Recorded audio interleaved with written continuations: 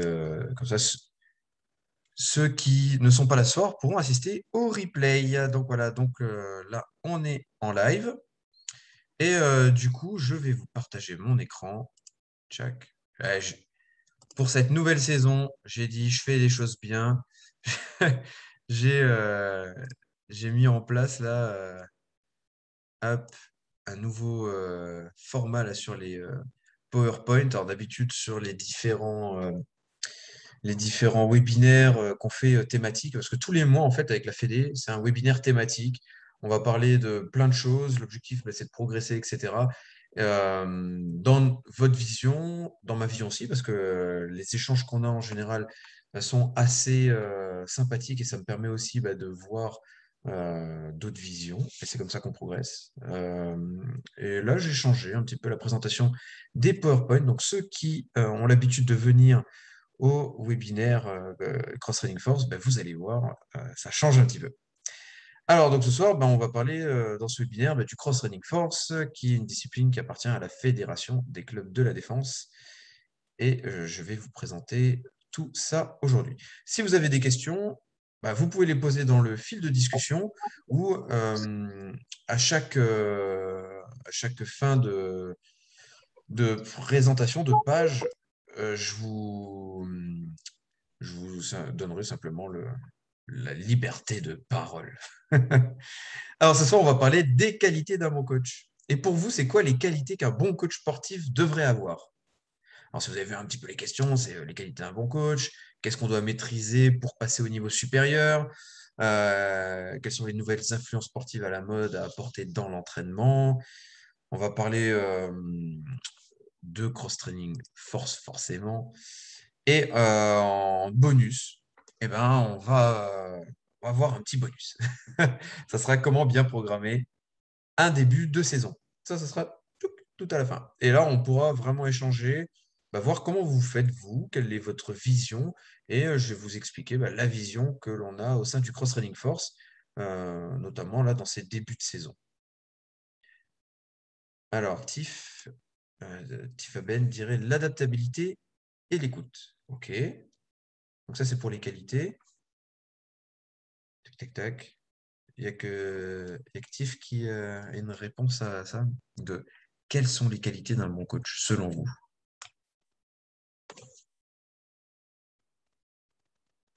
Alors, vous pouvez marquer dans le chat, fenêtre de discussion, quelles sont les qualités d'un bon coach. Et je vais poursuivre. Alors, il y en a qui sont inscrits et qui ne connaissent pas, parce que j'ai vu qu'il y avait des nouvelles inscriptions là pour ce soir. Donc, il y a des gens qui ne connaissent pas encore forcément le Cross Running Force, la Fédé. Donc, j'en profite. Je vais me présenter assez rapidement parce que les gens qui me connaissent déjà, ils ont déjà ras le bol de moi. Donc, je vais aller vite.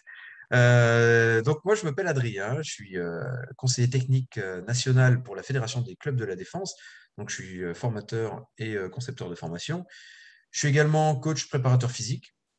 J'ai pu coacher des athlètes d'un niveau lambda, régional et international.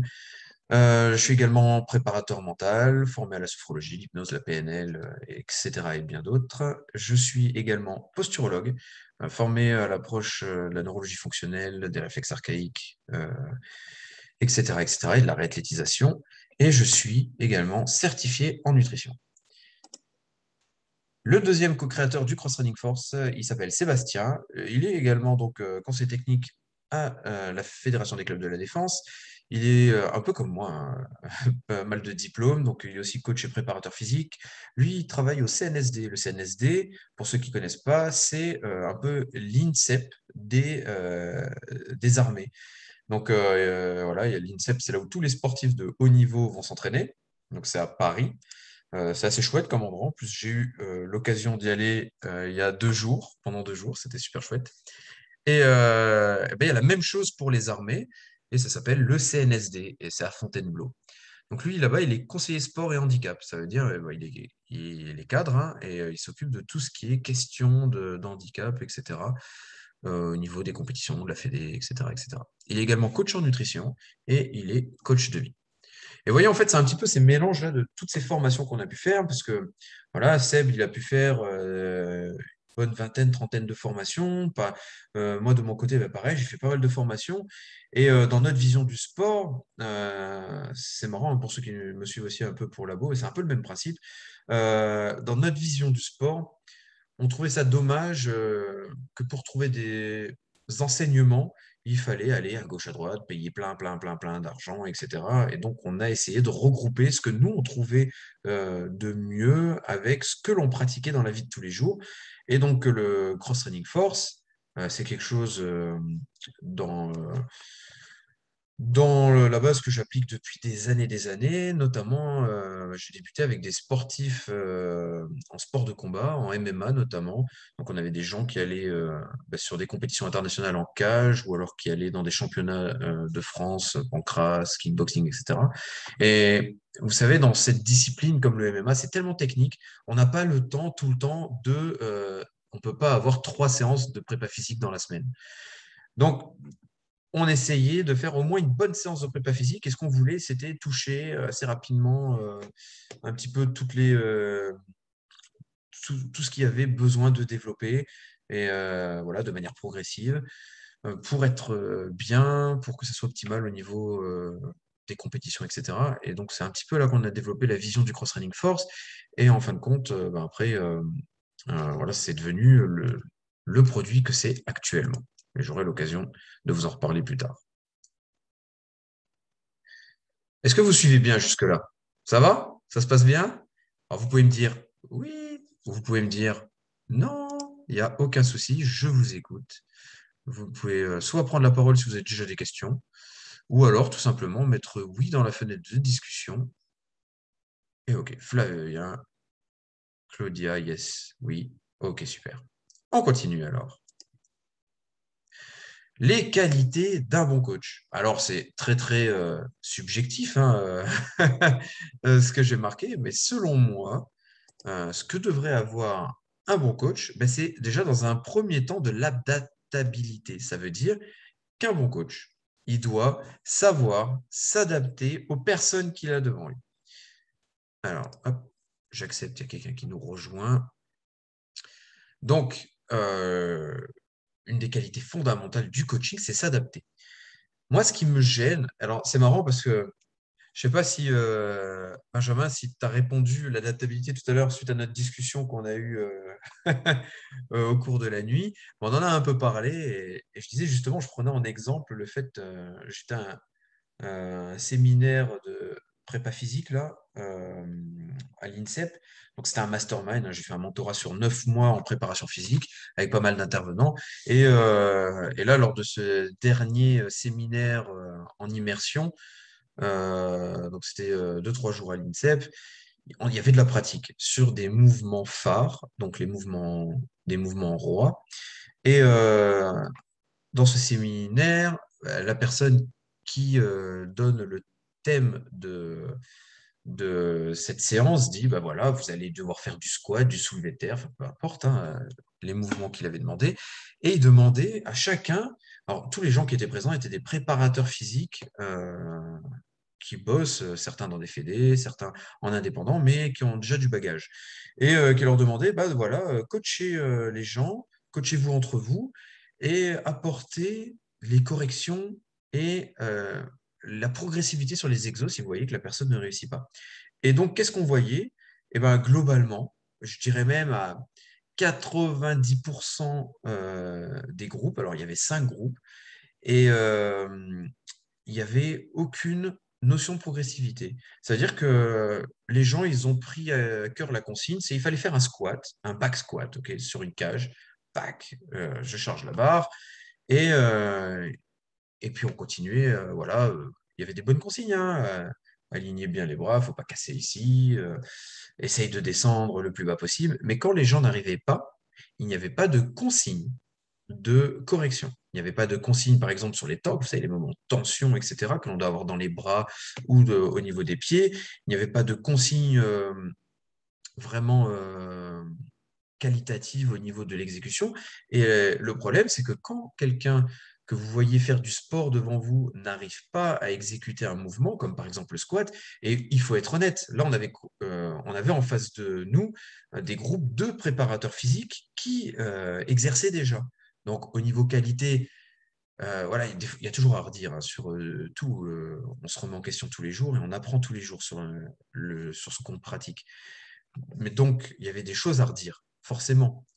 Mais par contre, il n'y avait aucune consigne d'adaptabilité.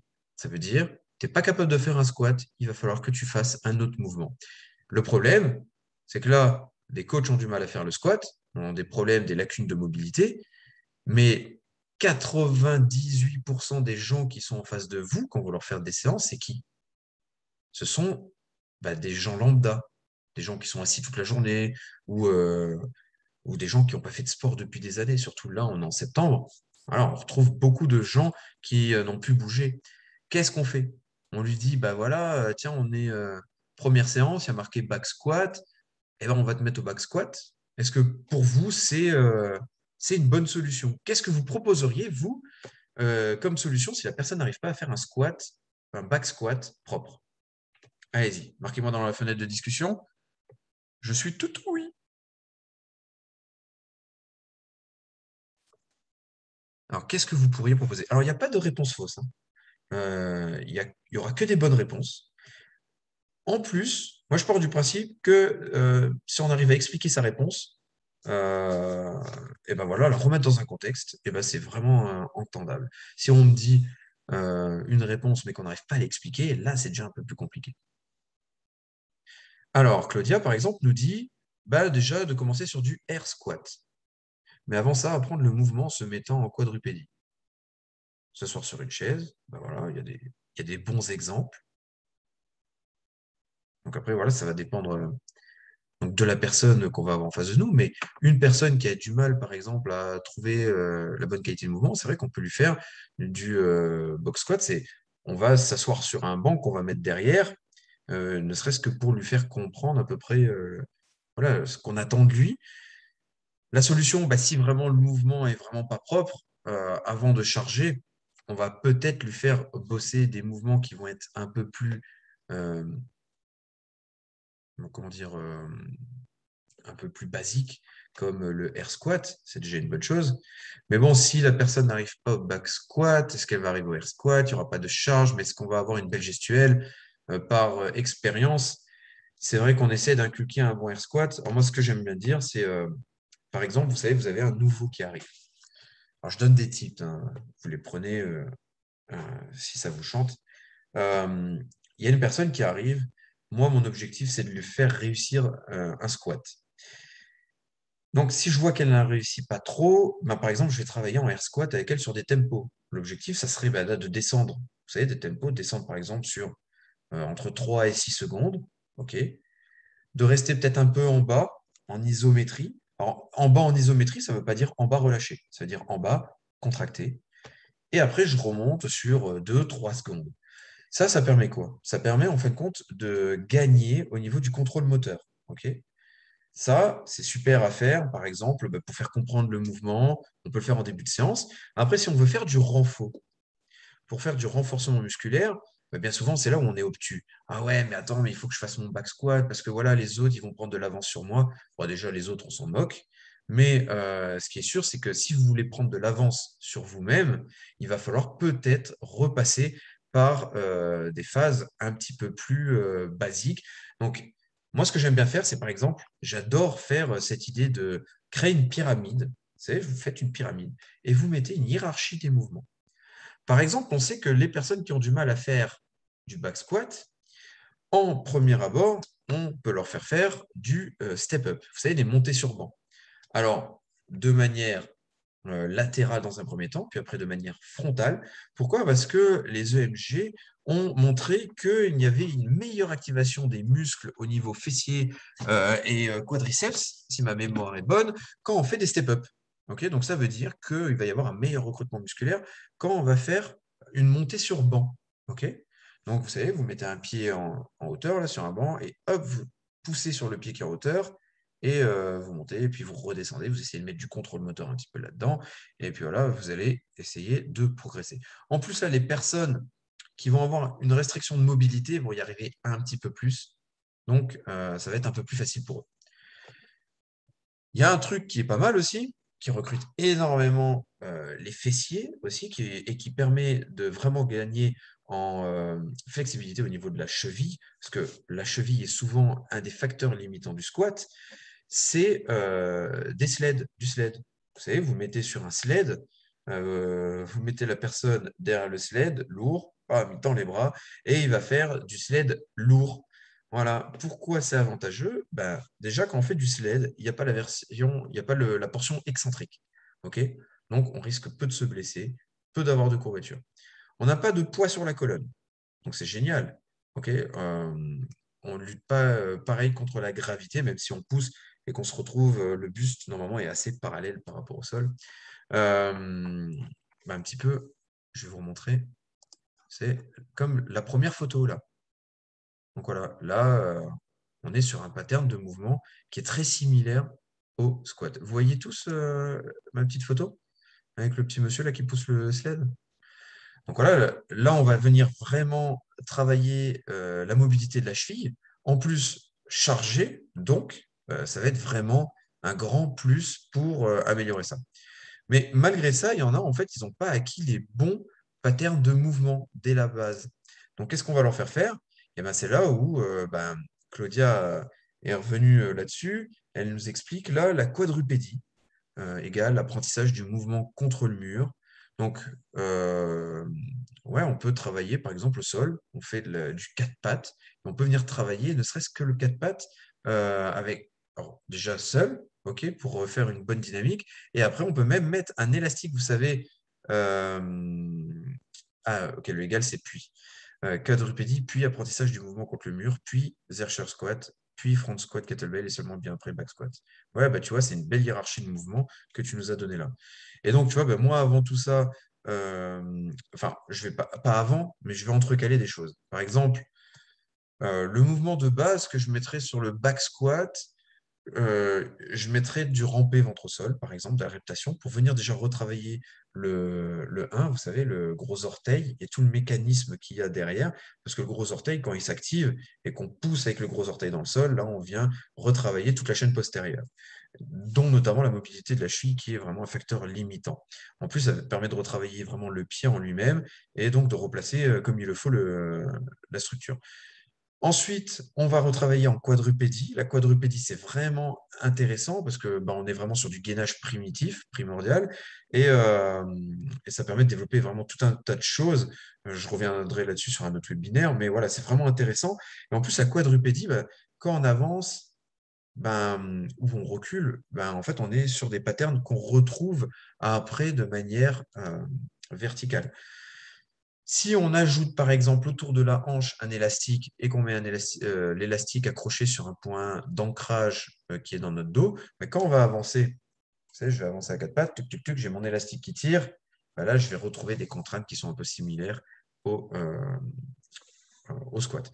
Attention, dans ce cas-là, de bien rappeler aux gens, contraction plancher pelvien, aspiration du nombril, etc., de rester gainé pour permettre vraiment de tout de suite acquérir un bon mouvement. Et donc après, voilà, tout ce qui est step up, moi j'adore placer du step up, ok, c'est pour moi une des bases du mouvement.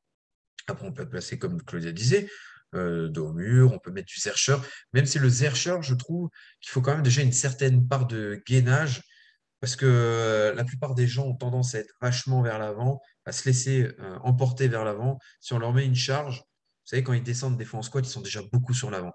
Si ils descendent en squat avec une barre, même un peu chargée, ça peut être problématique. Donc, faire attention, mais c'est un exercice que j'aime bien. Mais tout simplement, on pourrait très bien faire du squat avec des sangles de suspension type TRX. Là, voilà, ça aide bien. Là, on peut placer une petite box derrière les fesses. On essaie de venir chercher de manière du coup proprioceptive, pof, l'appui sur la petite box et de remonter tout en étant contrôlé. Donc déjà, bien rééduquer le mouvement, on fait les bons torques, etc. Quand on descend, quand on monte. Et puis après, on commence à travailler, comme Claudia disait, air squat, goblet squat. Voilà, super intéressant, le goblet squat. Et puis après, on va passer tranquillement sur du squat. Est-ce que maintenant le squat, souvent on dit que le squat c'est le mouvement roi, on peut être d'accord ou pas d'accord. Moi personnellement, je pense que le squat en termes de performance est très important, par exemple pour des athlètes élites. Ok, ce que j'appelle athlète élite, c'est pas Yvon qui va faire 6 jours sur 7 de l'entraînement croisé dans sa salle comme un bourrin. C'est pas un entraînement élite. Un entraînement élite, ça va être un rugbyman professionnel, un footballeur professionnel, etc., un handballeur professionnel. Ouais, lui mettre du squat lourd pour permettre une augmentation de la force, pour jouer sur son profil force-vitesse, pour gagner justement dans toutes ces sphères force-vitesse, ok. Là, ouais, ça peut être intéressant. Mais en gros, je vais paraphraser mon ami Romain Cacciavenda, c'est le bilatéral. Donc, faire sur les deux appuis, ça se mérite. Ça veut dire qu'il faut déjà être bon de manière unilatérale pour venir sur le bilatéral. Et toutes les activités motrices, sportives, il y en a combien qui se retrouvent vraiment avec les pieds parallèles sur la même ligne? En fait, très très peu. Donc, on pourrait se poser la question dans une recherche de sport santé, de fonctionnel, de l'utilité du back squat. OK? Voilà. C'est mon avis. C'est voilà, je parle en mon nom. Et c'est la réflexion que je me pose régulièrement. Voilà. Dans la plupart des temps, on est sur des appuis qui sont bilatéraux. Donc, par exemple, moi, j'aime bien placer des squats, squat en split squat. OK? On va être, c'est comme une fente, mais on est un peu plus sur le pied qui est devant pour venir vraiment travailler. Là. Ça, j'aime bien. Voilà, c'est des exercices que j'adore. De toute façon, l'unilatéral, c'est vraiment intéressant. Ça va, je vous ai pas perdu. Je vais passer beaucoup de temps là sur l'adaptabilité. J'espère que vous êtes toujours là. N'hésitez pas à me dire un petit oui ou MERDE si vous en avez marre. Euh, non, super, au top, merci. Donc voilà. Ouais, c'est bon, Claudia, elle a dit non, super, ça se passe bien. Donc c'est bon, je suis rassuré. Seb, top, ok, super. Merci, merci. Alors, Steve Good. La deuxième qualité qu'un coach sportif devrait avoir. Alors, vous avez vu, j'ai mis 3 qualités, c'est non exhaustif. Je pourrais en mettre plein. Je voulais me concentrer sur celles pour moi qui sont les plus importantes. La deuxième qualité, c'est la persévérance. Et pourquoi la persévérance? Eh ben, je vais vous expliquer ça tout de suite après la coupure eau. Et voilà, ça fait du bien. Je parle beaucoup, alors j'essaie de bien m'hydrater. La persévérance est très, très, très, très, très importante. Vous allez me dire, ouais, mais pourquoi la persévérance ferait la qualité d'un bon coach? Parce que tout simplement, quand vous passez votre BPGEPS ou n'importe quel diplôme en sport, eh bien, la plupart des coachs sportifs, il faut le savoir, hein, c'est des statistiques qui arrivent pas mal. Euh, il y a la plus grande majorité des coachs sportifs, il me semble que c'est de l'ordre de 85-90% arrêtent au bout de 5 ans d'activité. Et ouais, ils arrêtent au bout de 5 ans d'activité. Et pourquoi? Pourquoi selon vous? Donnez-moi votre raison, peut-être il y en a plusieurs. Alors ceux qui sont coachs sportifs, ça va peut-être tout de suite leur parler. Pourquoi les gens, ils arrêtent rapidement? Dites-moi. Martial, est-ce que tu as une idée? Ben, Claudia, Julien, Flavien, dis-moi tout. Alors, car le métier n'est pas simple, on est confronté à des difficultés en termes de personnes, d'humains et de mise à jour.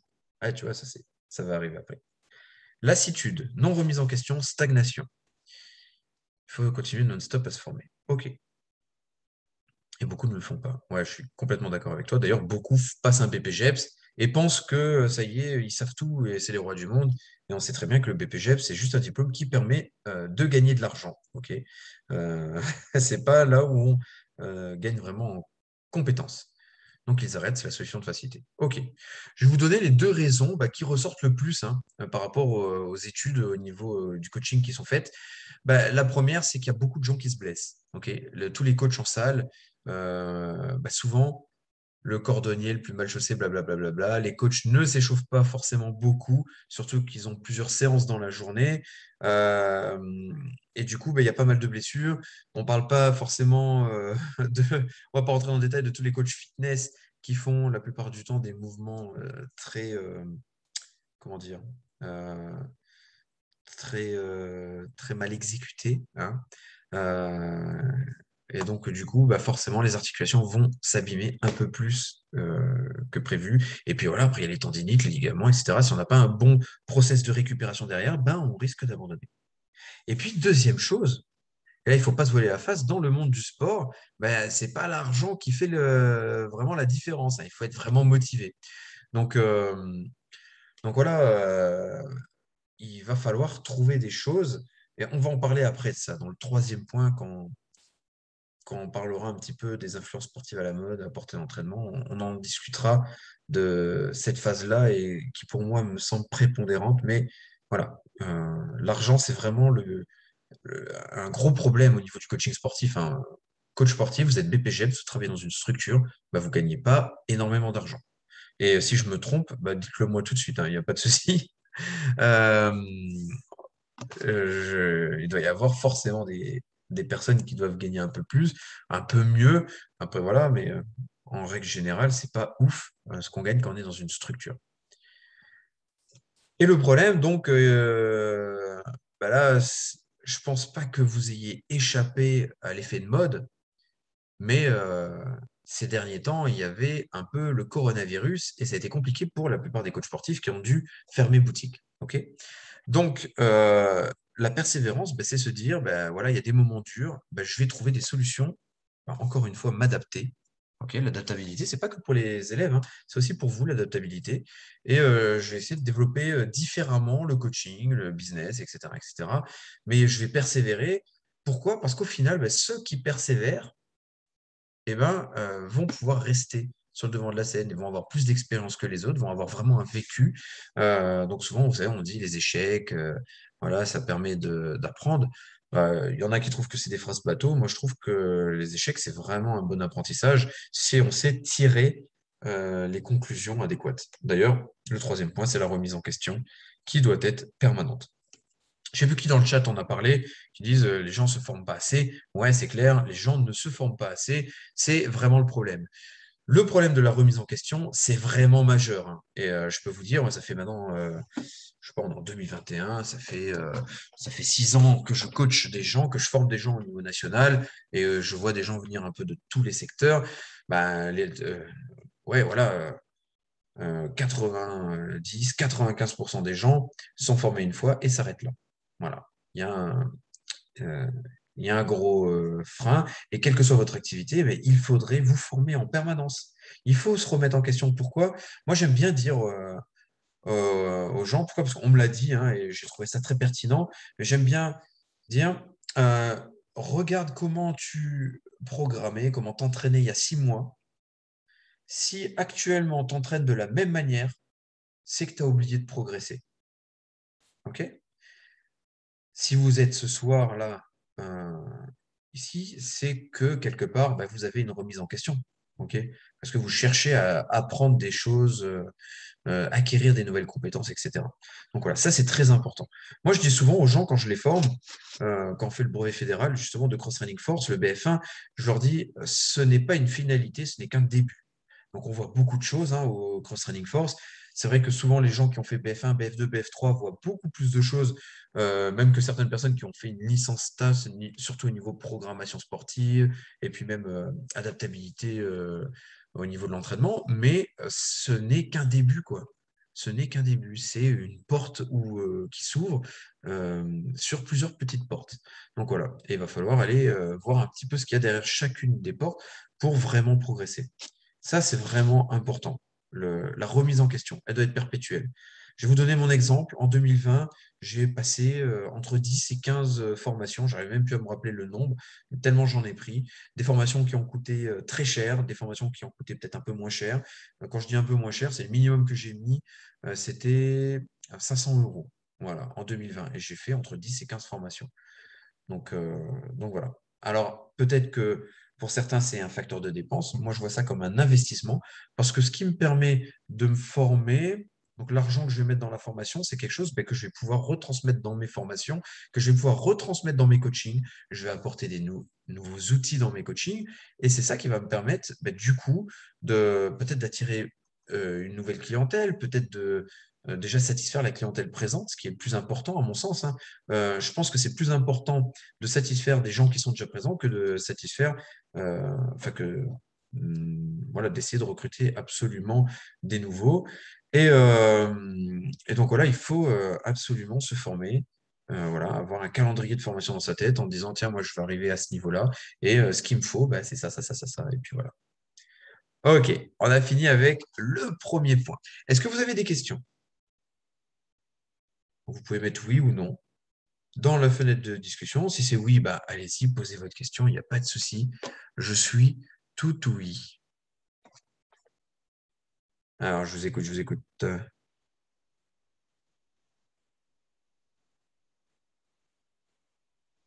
Pas de questions. Non, c'est nickel comment. Comment t'es-tu organisé en termes de budget pour tes formations? Ah, ah. Alors, euh, euh, de plusieurs manières différentes. Et je vais vous expliquer. Ça, c'est ouais, c'est marrant parce qu'en fait, on peut déboucher sur d'autres trucs. Euh, Dans un premier temps, les formations, je me les suis payées moi-même. Ok. Que ce soit le BPGEPS, les brevets fédéraux que j'ai fait dans un premier temps. Ensuite, quand j'ai monté ma boîte, donc quand j'ai monté Fightform, j'ai utilisé l'argent pour le réinvestir dans les formations. Ok.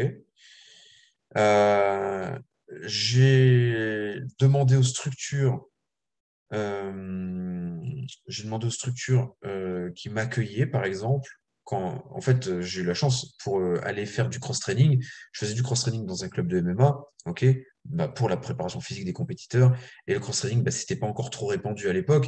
Donc quand ils m'ont contacté, cette structure dans laquelle je suis encore, hein, ils sont venus me débaucher. Il est venu me dire, viens faire chez moi, ta carte blanche, j'achète tout ce que tu veux comme matériel. Et j'ai dit, OK, mais en contrepartie, je veux que tu me payes des formations et les formations que j'ai envie. Et ça a été OK, donc voilà, j'y suis allé. Donc voilà, j'ai négocié avec les structures. Et, euh, et puis après, du coup, je bosse pour une fédé, donc voilà, la fédé me paye aussi des formations. Mais la plupart des formations que j'ai faites, c'est soit je me les suis payées, soit je les ai organisées. Donc, par exemple, je vais dire une bêtise, mais voilà, je vais prendre l'exemple de la formation hypnose. J'ai voulu me former en hypnose. J'ai contacté l'organisme de formation en hypnose. Je lui ai dit, voilà, je souhaiterais me former en hypnose. Moi, ce que je vous propose, c'est d'organiser la formation chez moi, ok? Parce que chez moi, il n'y a jamais eu de formation en hypnose. Et je vous trouve les gens, je ne vous payez pas de frais de location de salle. Par contre, je veux ma formation gratuite. Et voilà. Et dès comme ça, j'en ai fait une bonne dizaine au moins. Au moins, hein. Donc voilà, j'en ai fait vraiment un paquet. Des formations que j'ai organisées et que je n'ai pas payées du coup. Flavien, je n'ai pas fait attention, tu parlais de quel BF, brevet fédéraux, là, de Cross Trading Force, tu vois, le brevet fédéral de Cross Trading Force que je donne. Euh, je pense que c'est là euh, ta question, quand je parlais des BF, qui parfois, ce qu'on voit dans les brevets fédéraux en Cross Trading Force, on voit plus de choses que certaines notions en STAPS, notamment sur tout ce qui est domaine technique, programmation sportive, récupération, etc., etc. On va vraiment loin, quoi. Ok, de rien, de rien. Ok, allez, on continue. Le chapitre 2. Tuc. Quoi maîtriser pour être un bon coach sportif? Et bien, le premier point, c'est s'entraîner. Pourquoi? Parce que un bon coach, c'est un coach qui s'entraîne. Euh, Si vous vous entraînez pas, comment vous voulez maîtriser ce que vous allez enseigner par la suite? J'ai encore vu, là, il y a peu de temps, je vais même vous dire cette semaine, j'ai vu des gens qui proposaient des choses qu'ils ne maîtrisaient pas eux-mêmes. Alors, on en parle au brevet fédéral premier degré aussi. C'est des fois, on apprend des choses dans des formations, elles sont compliquées. Et ben, le lendemain, parce que quand on fait une formation, il faut tout de suite la pratiquer, hein. Vous revenez de formation le dimanche soir, le lundi, il faut la mettre en application immédiatement. Mais que ça soit dans vos cours, vous allez remontrer des mouvements si vous les maîtrisez, ou alors vous en qualité d'élève. Ok. Il faut que vous entraîniez, vous entraîniez jusqu'à ce que ça soit parfait. On ne peut pas montrer un squat à quelqu'un si on ne sait pas faire un bon squat, mettre les bons moments de tension dans le squat et descendre de la bonne manière. Moi, je me rappellerai toujours, alors je ne vais pas donner le nom de la formation, l'objectif, c'est pas non plus de dénigrer des formations que j'ai pu faire, mais une des premières formations que j'ai faites en rééquilibrage fonctionnel, donc rééquilibrage, on va dire, sportif, vous savez, on fait des tests, des assessments, des tests de mobilité, de stabilité, etc., etc. Et on nous montre des correctifs. Le problème, c'est que déjà, quand je posais des questions, euh, les formateurs ne savaient pas y répondre. Donc, pourquoi on fait ça, dans quel but, etc. Ils me disaient, parce que c'est marqué, c'est la suite logique. C'est assez bateau, quoi, quand même, hein. Et deuxième chose, c'est qu'ils ne nous démontraient pas les assessments parce qu'ils n'arrivaient pas à les faire. Les mecs, ils nous formaient sur un truc sur lequel ils n'étaient pas bons. Ça, c'est quand même vachement compliqué. Et alors, leur réponse était, ouais, mais on a été cassé par la vie à cause de faire du sport, etc., etc. Alors, si cette technique fonctionne, applique-la si tu nous formes, ok? Parce que si tu nous formes à quelque chose que tu n'as jamais pratiqué, c'est quand même compliqué d'être crédible et puis nous, de nous faire, euh, je sais pas, nous motiver, quoi, de nous donner de l'entrain.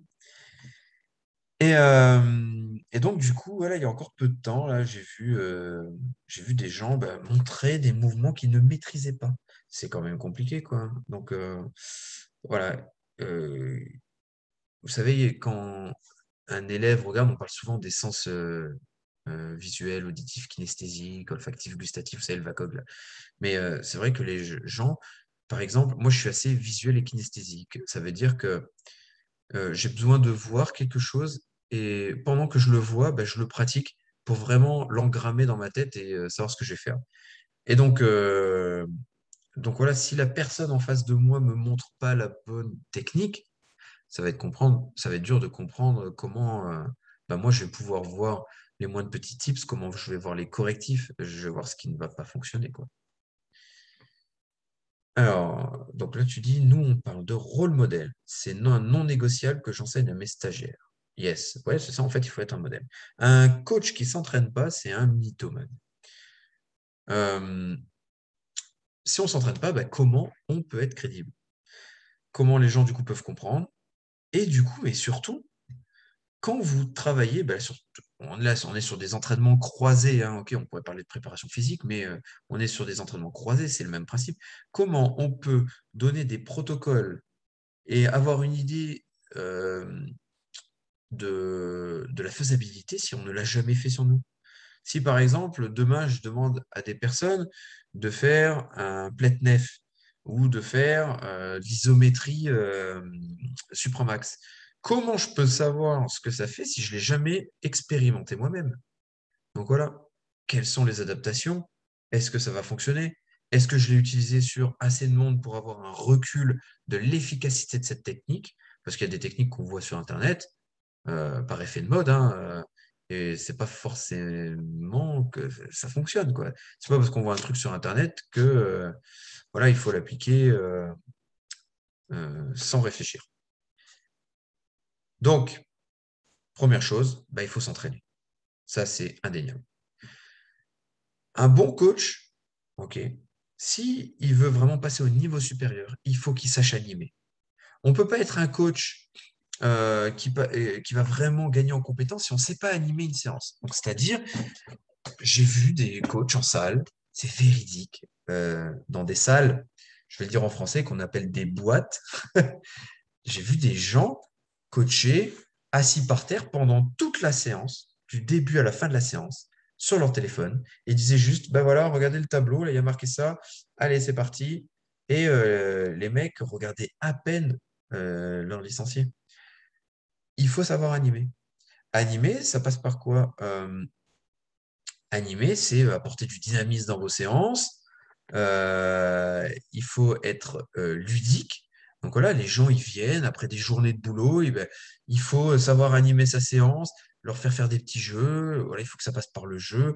Pourquoi? Parce que vous savez, au niveau émotionnel, quand on fait, on se rappelle souvent des choses qui nous marquent. Et quand on y ajoute un facteur tristesse ou quand on y ajoute un facteur good vibes, eh ben, on se rappelle de ces bons moments. Si maintenant je vous dis, ouais, tu te rappelles, je sais pas, moi, ta rupture avec un tel, tu vas t'en rappeler parce que tu étais triste, tu vois. Tu te rappelles de ce moment-là quand tu étais en vacances, bah, tu vas t'en rappeler parce que tu étais vraiment dans des good vibes et que c'était super cool. Mais voilà, bah, si vous avez des sportifs qui reviennent toutes les semaines dans votre salle, une, deux fois par semaine, et en fait qui ressortent avec la banane parce qu'ils se sont éclatés, ne serait-ce que déjà à l'échauffement, parce que vous aurez apporté des petits jeux, des animations, etc. euh, bah voilà, ça va quand même être un peu plus sympa. Euh, donc voilà, faut savoir animer, c'est très très important. Euh, et animer, en fait, bah, ça englobe aussi ce qu'on disait tout à l'heure, l'adaptabilité. Animer, ça veut dire, tiens, euh, moi j'aime bien mettre, par exemple, euh, un cours bah, pour les débutants. Et juste à côté, je mets le cours pour les gens qui sont, on va dire, à niveau intermédiaire, ok? Et me dire, bah, tiens, bah, les débutants, on peut encore simplifier comme ça. Et les intermédiaires, on peut encore complexifier comme ça si on veut aller encore plus haut. Et après, bah, des fois, on va faire du cas par cas. Ça arrive de voir des gens bah, qui n'arrivent pas à faire une technique. Bah, je vais essayer d'apporter des tips ou alors de leur dire, bah, écoute, tu vois, finalement, tu n'arrives pas là. Moi, ce que je recherche, c'est une qualité dans le mouvement. Donc, on va passer, peut-être que là, avec le kettlebell, c'est compliqué, on va passer avec un élastique. Et puis voilà. OK? On s'adapte. L'important, c'est que la personne, plus la personne, elle va euh, on va amener un curseur de progressivité vraiment lent, modéré, etc., ben, plus la personne elle va progresser, moins elle a de chances de se blesser et du coup, ben, moins elle se blesse, plus elle progresse. Et ensuite, quoi maîtriser? Ben, pour être un bon coach et passer au niveau supérieur, eh ben, il faut progresser, faire progresser, pardon, vos élèves et pas les fatiguer. C'est quoi la différence selon vous entre faire progresser et pas fatiguer? Je vous écoute.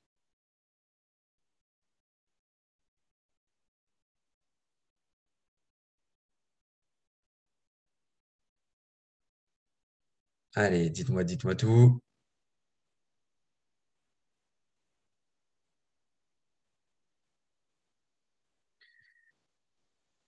Laissez toujours une marge de progression qui ne sortent pas satisfaits du fait d'être crevés. Respectez le rythme de l'élève et aussi la plan, le plan night d'entraînement. Rien ne doit être laissé au hasard. Ouais, j'aime bien cette phrase, la planif. Ouais, je m'en doutais, je me moquais un peu, tu sais. Je faisais le bebeu. Ouais, en fait, j'aime bien ça. Rien ne doit être laissé au hasard. Et c'est ça, en fait, être un bon coach. Parce que si vous donnez entière satisfaction aux gens qui viennent vous voir, qu'est-ce que c'est actuellement? Actuellement, c'est les gens, ils viennent vous voir, ils veulent se massacrer la gueule, ils veulent être défoncés. Et puis, à la fin de l'entraînement, il faut qu'ils soient complètement oxy, sinon, bah, ils ne sont pas satisfaits. Ça, c'est une mauvaise image des réseaux sociaux où maintenant, bah, presque l'élève va devoir donner des conseils au coach pour, pour faire les séances. Mais non, le coach, et alors c'est qui disait ça? Je crois que c'est...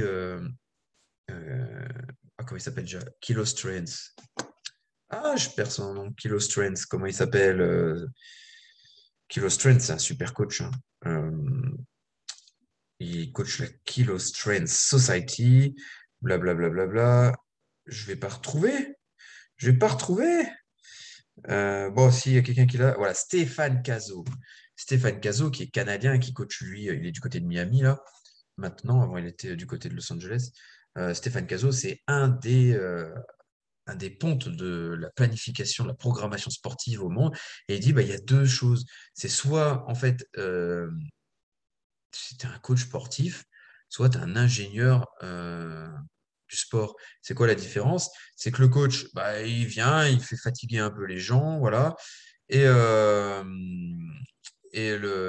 l'ingénieur du sport, en fait, il réfléchit sur le long terme. Qu'est-ce que je veux apporter à mon licencié, à mon sportif? Comment je vais le faire progresser? Et donc, progresser, ça peut vouloir dire faire des séances où on ne va pas forcément sortir déglingué, fatigué, voilà, et faire des fois des séances où on va sortir déglingué, fatigué. Enfin, bref, mais voilà, mais pas faire ça tous les jours non plus. Savoir gérer les personnes, donc l'ego des licenciés, des sportifs, et savoir gérer son propre ego. Parce si on veut vraiment faire défoncer les gens, c'est facile de faire transpirer quelqu'un. Par contre, le faire progresser, c'est bien plus complexe. Donc voilà, le coach reste l'expert et le maître à bord. C'est exactement ça. Donc voilà, ça, du coup, c'est ce qu'on a vu. Ce que doit maîtriser le bon coach sportif, s'entraîner, animer, faire progresser et non pas juste faire transpirer quelqu'un, pour passer vraiment à la vitesse supérieure. Et du coup, ça nous emmène vers une troisième diapo. Est-ce que vous avez des questions? J'en profite pour voir.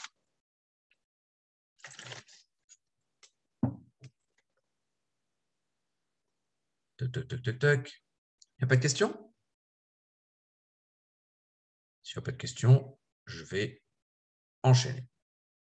Ok, super. Merci à vous. On continue. On va parler un petit peu de quelles sont les nouvelles influences sportives à la mode à apporter dans l'entraînement. La première, déjà, on va dire, c'est tout le côté un petit peu être strong, vous savez, être antifragile. Qu'est-ce que c'est du coup?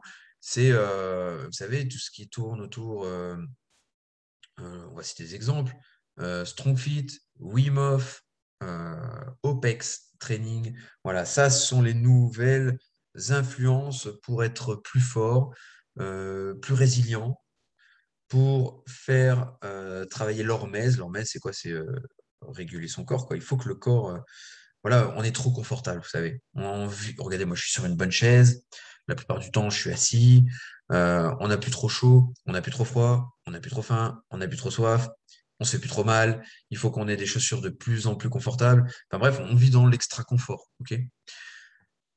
Eh ben, le problème, c'est que dans cet ultra-confort, il n'y a plus de principe d'hormèse. Le corps, il perd sur plein de domaines, hein. J'en ai déjà parlé dans des précédents webinaires. J'en reparlerai dans des prochains. Voilà, enfin bref, il faut redonner du sens un petit peu. Il faut refaire souffrir le corps. Il faut le remettre dans des situations difficiles. Et pour ça, ça passe par être strong, être anti-fragile. Par exemple, est-ce que vous savez ce que c'est le lactate? Voilà, aller taper de manière intelligente dans tout ce qui est amélioration du lactate. Euh, Est-ce que vous savez comment construire un corps fort et indéformable? Voilà, ça c'est vraiment les nouvelles influences qui nous intéressent. Euh, Stop. Est-ce que vous faites encore des crunchs là pour être solide? Est-ce que vous faites encore des sit-ups à gogo pour est-ce que vous faites encore des sit-ups à gogo pour avoir un bon gainage? Voilà, ça, c'est la question à se poser. Est-ce que vous faisiez des sit-ups il y a 2 ans? Est-ce que ça fait de vous des êtres surhumains? Ou est-ce que c'est plutôt avoir soulevé des barres lourdes, etc., qui vous a fait vous endurcir? Voilà, c'est des questions à se poser. Euh, Comment renforcer les chaînes musculaires faibles?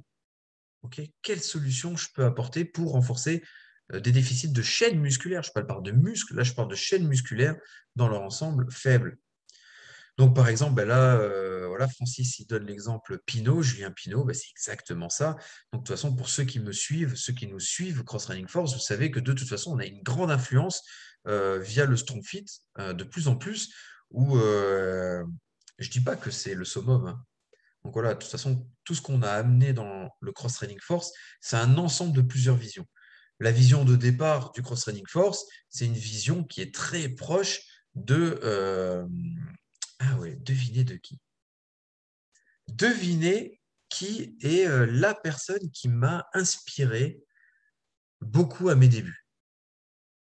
Je parle à mes débuts, hein. Donc là, vous voyez, Julien Pinot, même ça fait quelques années maintenant que je le suis, ce n'était pas forcément mes débuts. Et quand je parle de mes débuts vraiment dans le conditionnement physique, je reviens là, déjà une bonne décennie en arrière. Alors, qui, selon vous, m'a inspiré, a été mon premier mentor, celui qui a fait que beaucoup de bases euh, du cross-training force sont sorties. Eh ben ouais, vous êtes fort. Il y en a qui me connaissent, hein. Il y en a qui me connaissent bien et il y en a d'autres qui ont des bonnes conclusions. C'est ça. Christophe Cario, c'est exactement lui, mon mentor, avec qui j'ai beaucoup appris, avec qui j'ai beaucoup partagé. Voilà, c'est lui qui m'a apporté la plus grande vision que j'ai sur le sport. Euh, Savoir se réguler, etc. Les préceptes d'entraînement en fait que j'ai amené tout de suite dans mes séances en fait d'entraînement croisé quand j'entraînais des combattants de MMA, ben, ça venait de Christophe Cario. Et ceux qui voient bien derrière dans la bibliothèque, ben, il y a toute une rangée de Christophe Cario. Donc voilà, Christophe Cario, moi, je suis passé par plusieurs, on va dire, phases, mentors, que ce soit, j'ai eu Mathieu Boulet comme mentor et Julien Pinault. Qu'est-ce que c'est un mentor? Un mentor, c'est un guide, hein. C'est un guide qui va vous donner, qui va vous guider, qui va vous faire progresser encore plus loin. Donc voilà. Et là, c'est pas parce que maintenant Julien Pinault est vraiment mon mentor actuel que j'oublie tout ce qui s'est passé avant. Non, parce que ce qui s'est passé avant, c'est ce qui m'a permis de construire les séances, construire des performances, parce que voilà que j'entraîne des gens en cross-training force, que j'ai entraîné des gens dans différentes disciplines, que ce soit dans les sports de combat, que ce soit en force athlétique, des handballeurs, des rugbyman que j'ai suivis, des footballeurs que j'ai suivis, et je vous parle de gens qui ont été à des niveaux internationaux, européens, mondiaux, etc. Mais à chaque fois, je me suis inspiré en fait de tous ces gens pour créer mes programmations. Et donc, je peux pas dire, tiens, du jour au lendemain, j'abandonne tout pour suivre que les préceptes d'une personne. C'est pas vrai. Parce que tout ce qui m'a fait progresser auparavant, ben, c'est grâce à d'autres personnes. Donc voilà. Et il faut juste bien choisir ses mentors. Ça, c'est quand même super important. Donc voilà, donc être strong, c'est très très important. Moi, je pense que ça passe beaucoup par le mouvement, revenir sur les basiques. Ben, vous voyez, en dessous, il y a marqué neuro et performance. Revenir sur la neuro, revenir sur tout ce qui est gainage primitif, animal moves, etc. Bouger un petit peu dans tous les sens, le mouvement en sens global, et après, aller chercher du mouvement lourd sans se blesser pour vraiment progresser. Et là, c'est sûr que là, maintenant, on est sur l'aspect strong fit quand je dis ça, mais là, on construit vraiment des corps indéformables, antifragiles et tout, et tout, et tout. Les nouvelles influences, bah, je dis l'animation. Ouais, pourquoi? C'est un peu, ça devrait pas être une nouvelle influence, mais je pense de plus en plus que les gens ont besoin, et on le ressent, hein.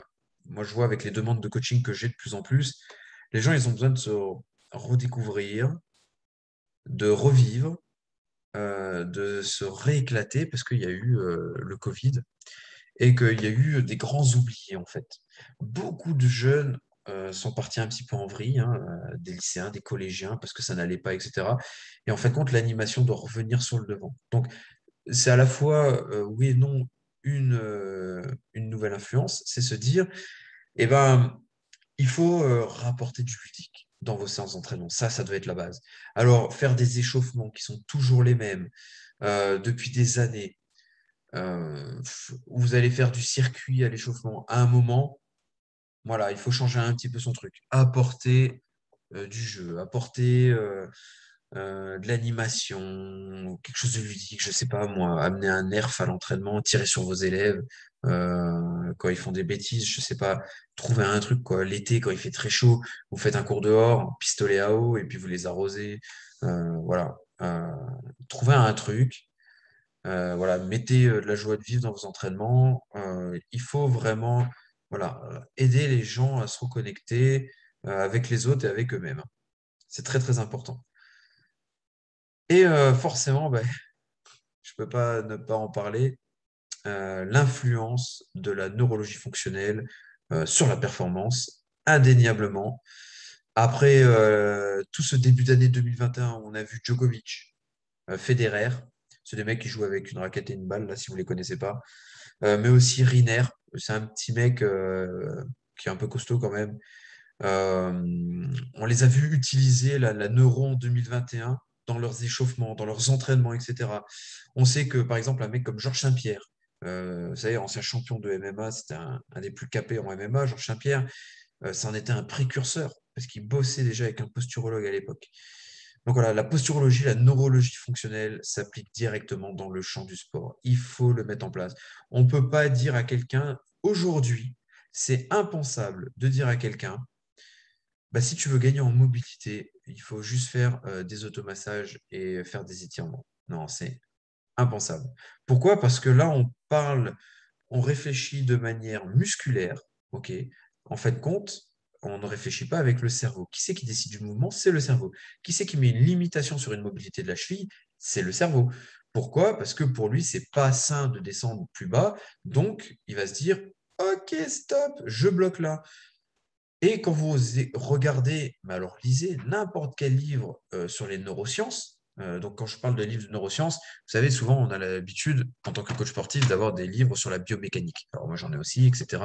Je crache pas dessus, hein, que ce soit Blandine Calais-Germain, Michel Dufour, super référence. Voilà, c'est des livres à lire. C'est indéniable. Par contre, peu parlent des mécanismes du cerveau. On en parle un peu, mais pas beaucoup. Quand vous achetez un livre sur les neurosciences, qu'est-ce que c'est les neurosciences? En fait, biomécanique, ça va être le corps, et neurosciences, c'est de la neuromécanique. C'est comprendre comment le cerveau fonctionne pour donner des commandes motrices. En fait, c'est ça. Et le cerveau, c'est lui qui donne les commandes motrices. Vous voulez vous diriger vers un endroit, c'est le cerveau qui va envoyer l'information. Et, donc, ouais, même la douleur vient du cerveau. Voilà. Et qu'est-ce que c'est la douleur réellement? Comprendre ce que c'est la douleur. Est-ce que la douleur, c'est vraiment qu'on a mal? Ou est-ce que c'est une limitation du cerveau? Des fois, vous savez que c'est qu'une limitation du cerveau. Et c'est dingue. Et pourquoi? Je vais donner l'exemple d'un des élèves qui vient à mes cours et qui vient me voir et qui me dit, bah, moi, depuis septembre, j'ai une tendinite chronique, j'ai mal dès que je lève l'épaule, je ne peux pas lever plus que 90 degrés. On fait, OK, je lui dis, bah voilà, qu'est-ce que tu as fait, etc. Bah, j'ai été voir kiné pendant des mois, etc., etc. OK. Euh, Écoute, on va faire un exercice, on va essayer, puis on va voir ce que ça donne. On fait un exercice de réintégration neuro, un exercice. Ça a duré entre 30 secondes et une minute, et il avait une amplitude qui remontait jusqu'en haut, et avec une douleur qui s'était déplacée. Donc, en fin de compte, le cerveau lui avait juste donné une mauvaise information. Il avait mis une douleur pour se protéger. C'est ça, en fait, le mécanisme de la douleur. Et ça, il faut le comprendre quand on est avec quelqu'un. Et donc, en fait, comment on gagne en mobilité? Eh ben, on gagne en mobilité comme ça. On redonne une nouvelle information et cerveau, maintenant, en fait, mon mouvement, il peut ne pas être bloqué. Une fois qu'on a donné cette information, là, on peut peut-être venir retravailler sur de l'automassage, peut-être sur des mobilisations tractées et tout de suite, surtout, sur de la mise en charge. OK? Parce qu'il faut de la mise en charge pour progresser sur sa mobilité. Donc, par exemple, j'ai un problème de mobilité sur ma cheville, je vais travailler un petit peu en neuro sur la cheville. Je vais peut-être venir faire un ou deux automassages rapidement. Alors, vous savez, mollet plus voûte plantaire. Et derrière, je vais peut-être faire un petit peu euh, de mouvement de mobilité au niveau de la cheville, étirement du mollet, hein, tout simplement. Et après, tout de suite après, eh ben, je vais aller m'amuser, je sais pas, je vais faire des split squats, ok, un peu chargé. Comme ça, je vais apporter vraiment ce changement-là au niveau du cerveau. Ça, c'est ce qu'on explique en fin de compte au BF1, BF2, BF3, etc. Donc voilà, donc clairement, la neurologie ne peut plus ne pas exister dans le milieu du sport où là, on est encore euh, à des gens qui font 20 minutes d'automassage en une séance. Ça, c'est impensable. En plus, ces gens, bah, à chaque séance qu'ils vont faire, ils vont appuyer encore plus fort parce que bah, leurs limites se dépassent à chaque fois, hein. Ils vont appuyer toujours plus fort sans avoir plus de changements. Et puis dès qu'ils vont arrêter de faire des automassages, bah, ça va commencer à régresser. Pourquoi? Bah, non, c'est pas bon. C'est le mouvement qui va vous faire gagner. Donc si vous voulez être bon sur votre flexion de cheville, eh ben, il va falloir en faire. Voilà, tout simplement. C'est comme sur les tractions. Vous n'allez pas être bon sur les tractions si vous mettez tout le temps un élastique ou si vous en faites qu'une fois par semaine. Si vous voulez être bon sur les tractions, il va falloir en bouffer, tout simplement. Voilà, voilà. Et il y a une autre influence, j'ai dit tout à l'heure que j'en parlais et je n'ai pas donné là tout à l'heure, mais moi je pense que c'est vraiment quelque chose de très très important et beaucoup de coachs en manquent et c'est peut-être pour ça aussi qu'au bout de 5 ans, ils sont plus dans le domaine, ben, il manque l'aspect marketing. Vous devez vous former au marketing. Voilà, prenez une formation avec pas un rigolo, hein, parce qu'il y en a de plus en plus aussi des marketeurs pour coach sportif. Prenez une formation en marketing, pas non plus une formation en marketing de bas étage, hein, comme on en voit souvent. Si vous avez besoin de conseils, ben, vous me le direz. Mais il faut se former au marketing, c'est indéniable. Si vous voulez vivre du sport, formez-vous au marketing. C'est ce qui vous permettra de savoir comment toucher des gens, comment cibler des gens, comment vendre plus de coaching, de prestations, etc. Moi, j'aime bien donner l'exemple là, d'un copain là, que j'ai croisé cet été, qui lui s'est formé en marketing digital et qui est passé de son salaire de coach où c'était pas forcément tous les jours facile à une vie où il travaille 5 heures par semaine et il a plus besoin de regarder ce qu'il dépense quand il dépense de l'argent, tellement il a optimisé ses revenus mensuels. Voilà. Donc voilà, ça c'est très très important. Il faut savoir du coup, investir son argent intelligemment. Se former, vous voyez, par exemple, dans ce que j'ai dit, c'est optimiser son argent en investissant dans des formations qui valent le coup. Et du coup, vous allez vous améliorer, vous allez pouvoir apporter des nouvelles choses dans vos entraînements. Et en plus de ça, vous formez au marketing. Si vous formez au marketing, peut-être qu'aujourd'hui, vous allez perdre un peu d'argent, mais vous allez honnêtement tripler, voire quadrupler votre chiffre d'affaires à terme. Je reprendrai l'exemple encore de quelqu'un qui m'en a parlé cette semaine. Décidément, cette semaine était vraiment bonne en information, hein. Après, j'ai croisé beaucoup de coachs sportifs, beaucoup de gens, notamment à l'INSEP, là où il y avait vraiment beaucoup de monde. J'ai croisé un coach, il me dit, voilà, tu vois, moi, quand j'ai commencé le mentorat qui avait lieu là pendant 9 mois, moi, je n'avais pas de sous, je gagnais pas ma vie. Je suis un jeune coach, c'était compliqué pour moi. Et j'ai décidé de mettre 8 000 € dans ce mentorat de 9 mois. Et il dit, c'était très très dur pour moi, je ne savais pas où ça allait m'emmener, mais je voyais qu'il y avait plein de choses qui m'intéressaient, plein d'intervenants qui étaient intéressants. Et du coup, je me suis dit, allez hop, on tente. Et bien maintenant, depuis maintenant 4 mois, donc voilà, le mentorat a commencé en janvier.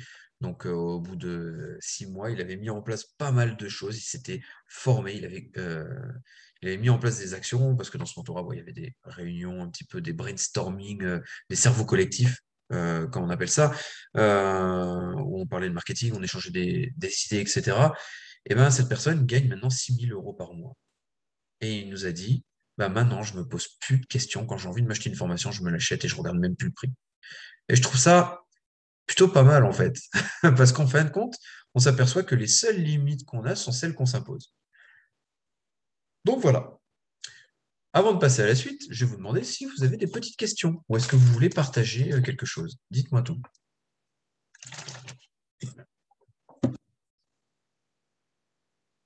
Presque fini, hein. Ne vous inquiétez pas. On a encore 2, 3 slides à voir et on a quasiment vu déjà beaucoup de choses. Tac. Donc, on est pas mal. Vous n'avez pas de questions? Pourtant, tout le monde est encore là. Non, impec, tu as tout dit. Merci. J'ai peut-être oublié des choses, hein. Comme je vous ai dit, c'est non exhaustif, mais c'est ma vision, c'est ma façon de voir, c'est comment je réfléchis, moi, pour mettre mes choses en place, avec les gens avec qui j'ai pu échanger au cours de toutes ces formations, de tous ces partages, parce qu'en fin de compte, un des trucs qu'il faut faire, pour aussi progresser, c'est partager avec des autres coachs. Moi, il n'y a pas une journée où je discute pas avec un autre coach sportif. Et ça me permet de voir comment il est, ce qu'il met en place, ce qu'il fait, etc., quoi. Francis, ça bouillonne dans la tête, donc les questions ne sortent pas. Génial. Écoute, continue de bouillonner. Et une fois que la cocotte sifflera, tu pourras déverser toutes tes questions. De toute façon, il y aura un moment d'échange à la fin, sans problème. On va continuer. Alors là, du coup, je vais vous parler de la solution Cross-Training Force, juste avant de vous parler du petit bonus, comment bien programmer son début de saison. Le Cross-Training Force, qu'est-ce que c'est?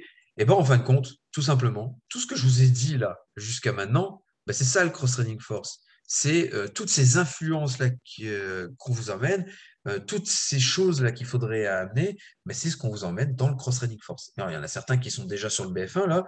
Euh, il y en a d'autres, je sais, là, qui veulent le faire.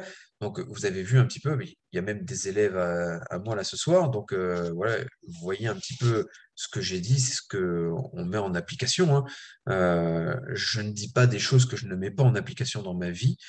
Euh, donc voilà, l'idée, vous le voyez bien, ceux qui sont sur le BF1 actuellement, que ce soit en ligne ou en présentiel, vous voyez comment on a mis en place tout ça, ces termes d'adaptabilité, de progressivité, etc., etc. Donc la solution Constraining Force, c'est quoi? Ben, c'est de voir toutes les bases théoriques qu'il faut avoir pour être un bon coach, ok? Parce que ça reste un brevet fédéral, surtout le premier degré. Donc voilà, on revoit les bases théoriques, sans forcément non plus s'attarder comme des malades, mais bon, voilà, on replace les bases. C'est revoir toutes les bases pratiques. Donc, qu'est-ce qu'on fait au Crossing Force? On voit les bases à poids du corps. On voit les bases en mobilité. Est-ce que c'est réellement la mobilité? Est-ce que c'est réellement d'être fonctionnel? Parce qu'être fonctionnel, je suis désolé, c'est pas faire un squat ou une fente avec un truc au-dessus de la tête. Donc voilà, on en voit de plus en plus. Mais les gens, ils ont les bras pliés, ils descendent pas bien bas, ils sont, ils ont des positions qui sont complètement merdiques. Donc ça, c'est pas être fonctionnel. Être fonctionnel, c'est faire quelque chose qui va nous servir dans la vie de tous les jours, mais quelque chose d'intelligent, quoi. Pas quelque chose capillotracté ou quelque chose de non progressif. Donc voilà, il faut remettre les choses dans le contexte, dans le bon ordre, etc., etc. Est-ce qu'on se retrouve souvent dans sa vie de tous les jours avec quelque chose au-dessus de la tête à faire des fentes? Moi, honnêtement, je me rappelle pas l'avoir fait dans ma vie, quoi. Ok. Si, quand je soulève quelque chose au-dessus de ma tête, c'est mon fils parce qu'il veut toucher le plafond. Donc voilà, ça l'éclate. Mais voilà, c'est les seuls moments où je mets quelque chose au-dessus de ma tête, sincèrement, hein. Donc voilà, je fais pas de fente avec mon fils quand j'ai les bras tendus, voilà, vers le haut. Donc, à un moment, est-ce que être fonctionnel, ça va être de s'accrocher à une barre et de ramener ses chevilles à la barre en permanence? Donc voilà, est-ce qu'on a vraiment besoin de ça dans la vie de tous les jours? Est-ce qu'on ne peut pas travailler des mouvements de flexion différemment, renforcer des chaînes de flexion? Est-ce que être fonctionnel, c'est toujours faire des entraînements de la même manière? Travailler les chaînes antéro-postérieures ou aller à la limite gauche-droite, mais complètement oublier les chaînes transversales. Voilà, ça, c'est les bonnes questions à se poser. Ça, on le remonte dans le rien qu'au BF1. Ça veut dire revoir toutes les positions de base au poids du corps, et la gestuelle de base en kettlebell, la gestuelle de base en force athlétique, de voir un peu de sandbag, etc. Voilà, voilà, ça c'est voilà, des outils qui sont pratiques. Moi, vous savez, de nos jours, quand les gens me posent comme question, parce que j'ai souvent cette question qui revient, c'est marrant, j'ai souvent la question, qu'est-ce qu'il faut faire comme formation pour être un bon coach? Et j'ai souvent la question, qu'est-ce que je dois acheter comme outil, tu vois, dans ma salle? Après, c'est ma qualité de conseiller technique aussi. J'ai beaucoup de clubs qui m'appellent, voilà, on veut ouvrir une structure, qu'est-ce qu'il nous faut comme matériel? Combien j'ai besoin de barres d'haltéro? Moi, je dis, mais moi, des barres d'haltéro, là, maintenant, je te réponds tout de suite aucune. Achète des sandbags, achète des kettlebells, achète des élastiques, et puis voilà, quoi, c'est parti. Rien qu'avec ça, ouais, tu peux faire déjà des progressions de fou. Je me rappellerai toujours, et je l'ai déjà cité dans des précédents webinaires, pour ceux qui ont déjà assisté, euh, un des premiers BF1 que je fais, il y a un super gars, hein. C'est un super gars là. Il se reconnaîtra sûrement s'il écoute ce soir ou à l'occasion. Euh, il vient du côté de Biscarrosse et, euh, et donc il se forme au BF1. Il a déjà une bonne quarantaine, hein, mais il est bien, il est athlétique et tout, il est vraiment bien. C'est la bonne mentalité, vous savez, le bon mindset, le mec qu'on accroche tout de suite parce qu'il est vraiment bien.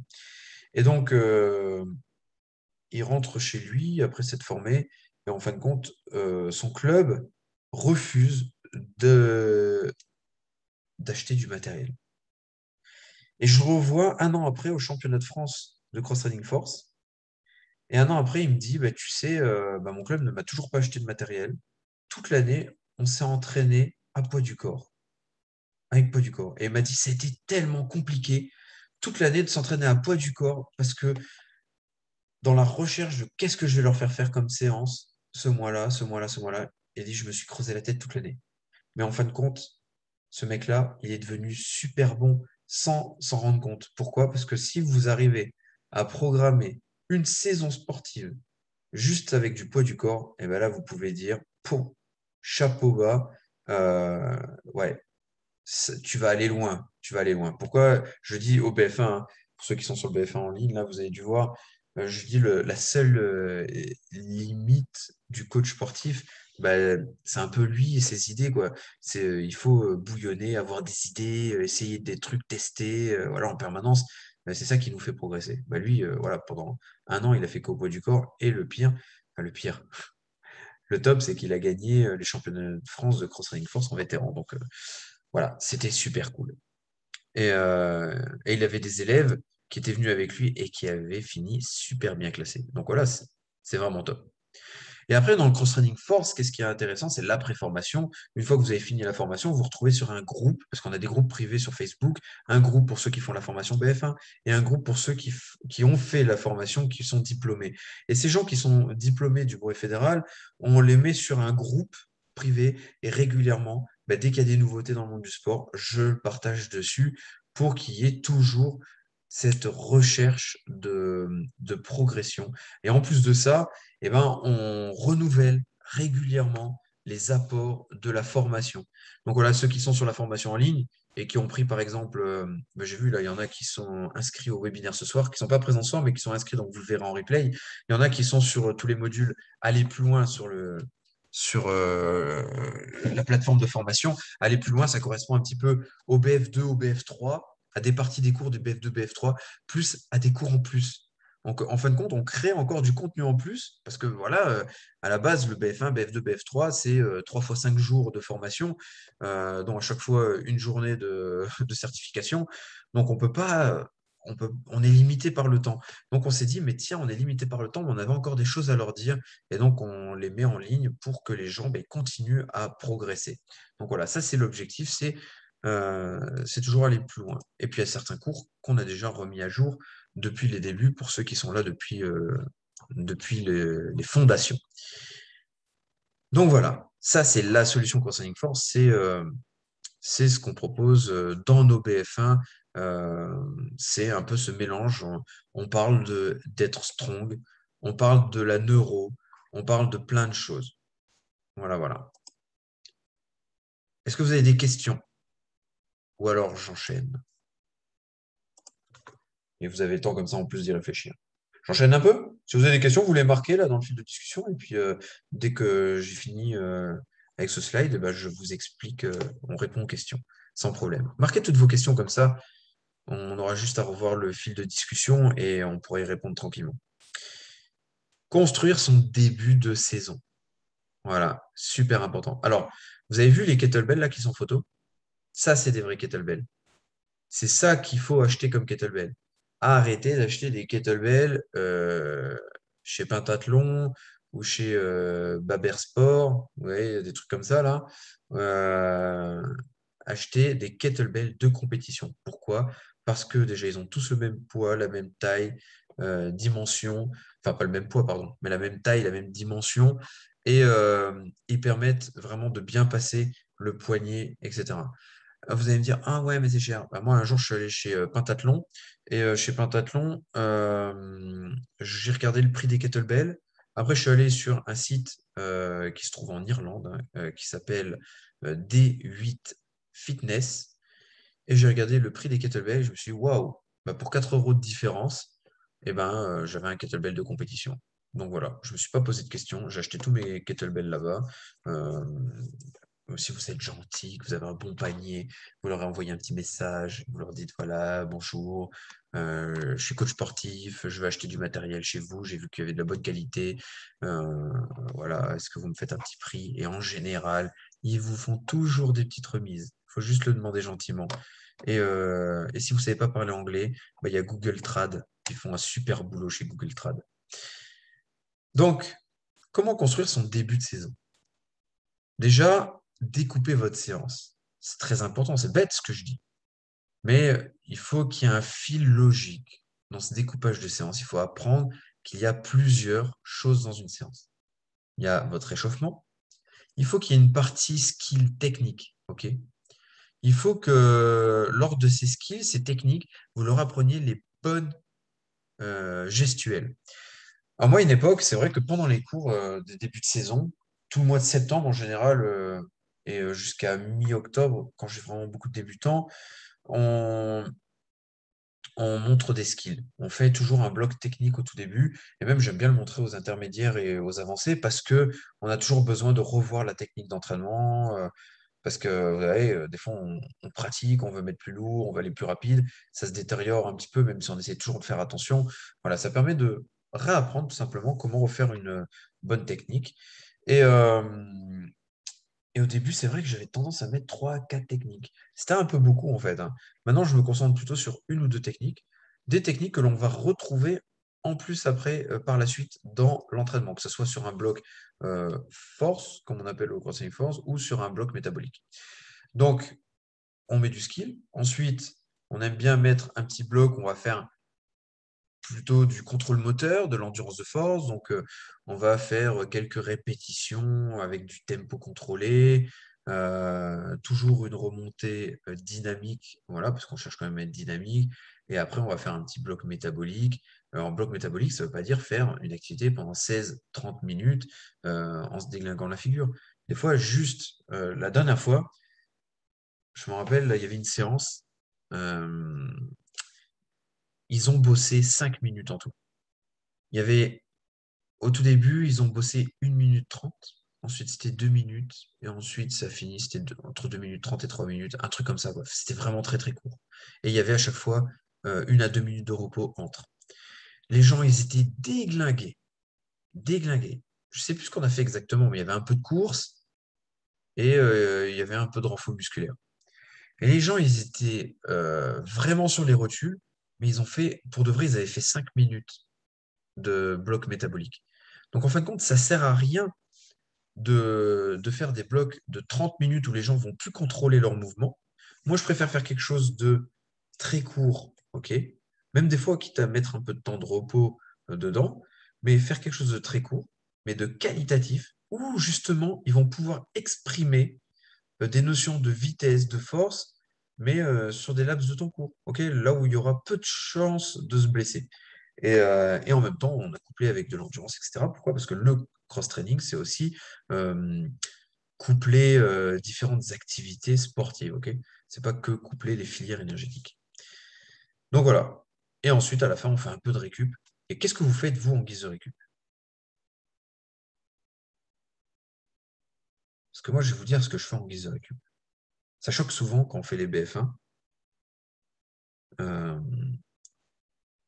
je vais vous donner un petit peu ma façon de voir les choses. Moi, je pense que l'important à la fin de la séance, c'est déjà de un peu bien respirer, ok, pour récupérer. Pourquoi? Parce qu'on aperçoit que la plupart des gens respirent mal. Ils respirent de manière thoracique, pas de manière abdominale. Et ceux qui respirent de manière abdominale, souvent ils gonflent le ventre, mais ils respirent pas à 360 degrés. Ça, c'est quand même assez problématique. Du coup, il y a pas un remplissage optimal au niveau des poumons, pas une bonne utilisation du diaphragme, etc. Bien récupérer en marchant déjà, en faisant des bonnes respirations, euh, peut-être bien récupérer au sol. Et moi, en fin de compte, je finis de plus en plus par des petits mouvements en fait, de récupération active. Pourquoi? Parce qu'à mon sens, l'étirement n'a pas sa place forcément à la fin de la séance. Ok? Euh, L'étirement, il va plus avoir sa place, ben voilà, comme là, tu nous le dis, tu le fais plus tard, toi, l'entraînement, souvent 2 heures après ou le lendemain matin, ben c'est exactement ça. Tout de suite après l'entraînement, c'était dynamique, c'était fort, voilà, les fibres musculaires déjà bien étirées. Si on étire encore plus, ben, le temps de récupération va être encore plus long.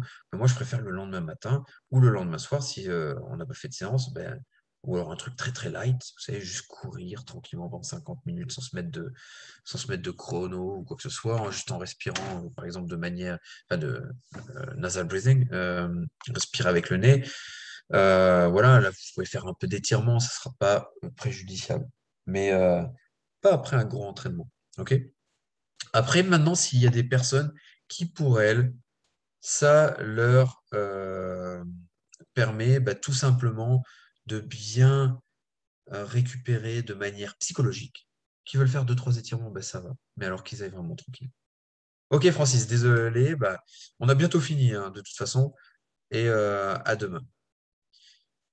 Donc voilà, pour la séance, voilà, finissez tranquillement à la fin.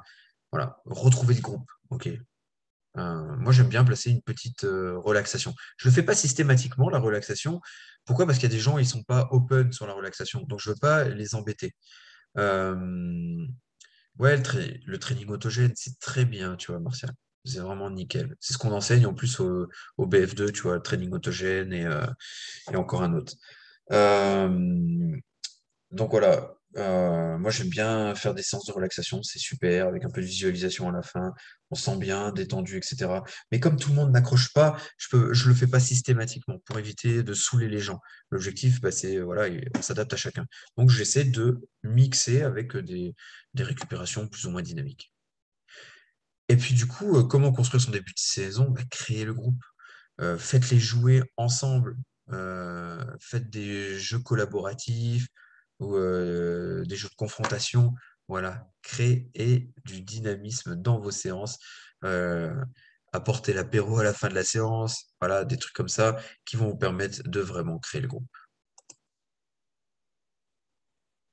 Et voilà, vous voyez, on arrive rapidement à la fin de cette présentation. Est-ce que vous avez des questions par rapport à tout ce que j'ai dit, par rapport à autre chose? Est-ce que vous avez des questions, quelque chose qui vous trottait dans la tête? Là, par rapport au Cross Running Force, on va réouvrir là les formations. Donc la formation en ligne, c'est reparti. Là, c'est ouvert. Tous ceux qui sont affiliés à la Fédération des clubs de la défense, ça va arriver via Sigema, donc il faudra s'inscrire via vos clubs. Euh, les autres, ça y est, ça rouvre la formation en ligne. Vous avez juste à aller voir sur la page de formation et vous allez trouver tout ce qu'il faut. Ok, Claudia, à bientôt. Bonne soirée. Bonne soirée, bonne soirée. Et donc, voilà, donc la formation en ligne, comment ça se passe? Vous avez tout en ligne, tout ce qu'on a exposé tout à l'heure. Et vous pouvez retrouver donc des programmes aussi, ça vous donne un aperçu de comment on met en route. Et vous pouvez aussi trouver euh, notre livre en PDF. Donc voilà. Est-ce que vous avez des questions?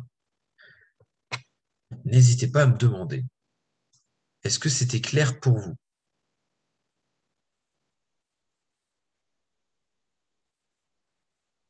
Je vous écoute.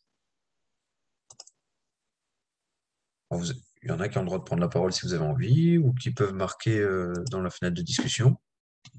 Si vous n'avez pas de questions, ça sera cool aussi. Non, pas clair. Pas de questions, tout était clair. Yes, auto. Bon, super. J'espère que ça a pu vous apporter ne serait-ce qu'un petit quelque chose. Non, pas de questions, c'était très bien. Je suis complètement en phase avec toi. Mais merci beaucoup, Seb. Et voilà, j'espère que tout simplement, voilà, ça vous a permis de vous apporter des petites notions, des petits tips, des petites choses ce soir. Et, euh, et de toute façon, on se donne bientôt rendez-vous sur les réseaux sociaux et le mois prochain pour le prochain webinaire de contenu du Cross Training Force. Donc, je vous remercie à tous. Merci d'avoir été présents. Ceux qui regardent en replay, si vous avez des questions, n'hésitez pas à me contacter par mail ou via les réseaux sociaux. Et ça sera avec plaisir que je prendrai du temps pour vous répondre. Et n'hésitez pas, parce que moi, je peux vous garantir des questions, j'en ai tous les jours, hein. Je me lève, j'ai déjà la race de notifs sur mon téléphone et en permanence, j'ai des notifs. Donc, voilà, n'hésitez pas, parce qu'il y en a d'autres qui n'hésitent pas à poser des questions et j'ai toujours répondu à tout le monde de la même manière. Et donc voilà, il n'y a aucun problème. Je suis open. Je vous souhaite une bonne soirée et du coup, je vous dis à bientôt. Salut, salut.